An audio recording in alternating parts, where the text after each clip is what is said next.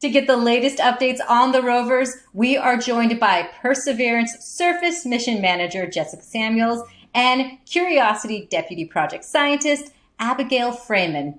Now, Jessica, Perseverance has spent the last month supporting Ingenuity helicopter operations, but now it's moving into a new phase. Can you tell us about that?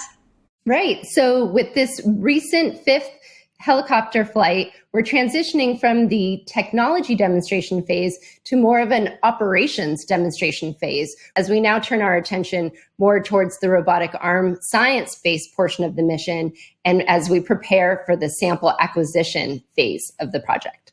This past week, we completed our first close-up robotic arm science target observation by the Sherlock instrument. And as you can see here, the Watson side of that instrument was placed at different positions, getting closer and closer and closer to the surface and finishing at a mere 3.7 millimeters from the surface. And Perseverance is preparing to collect samples from Mars to bring back to Earth. How are those preparations going?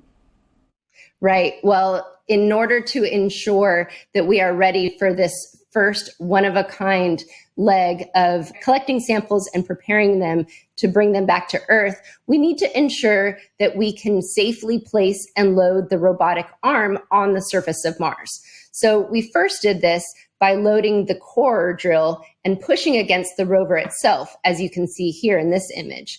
The next day, we successfully demonstrated the capability of placing the core on the surface of Mars. And Perseverance has been on the move. How far has the rover driven?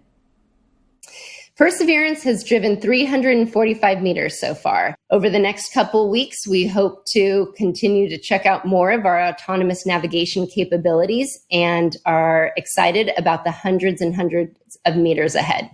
Thank you for that update, Jessica. Now we'll turn to Abigail.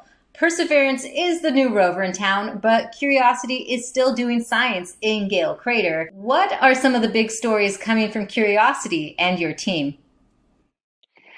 Well, Curiosity, we're continuing to climb Mount Sharp. We just wrapped up our exploration of the Glentorridon region, and we're now on the hunt for the zone where we know the rocks will transition from being these clay-rich rocks that formed in ancient lakes to salty rocks filled with a mineral called sulfate. We began our hunt for this clay sulfate transition at a region we informally named Mont Mercou. And we parked at the base of Mont Mercou, where erosion has cut away and made this big 20-foot high cliff. And so we drilled at the base of this cliff, we took a selfie, and we took many images of the hundreds of fine layers that we see exposed in the side of the cliff.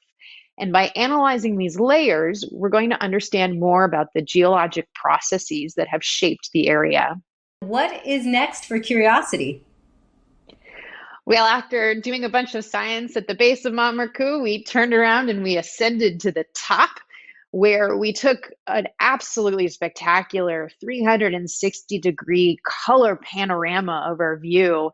And I love this image because if you look off to one side, you can see the floor of Gale Crater, where Curiosity landed.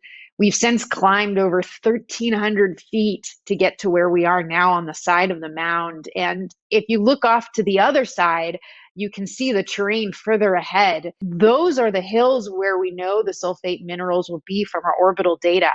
And so that is where we're headed. Thanks for the update, Abigail. And take a deeper dive on the mission websites, mars.nasa.gov/perseverance and visit mars.nasa.gov/MSL for the Curiosity rover. And follow at NASA Persevere and at Mars Curiosity on social media.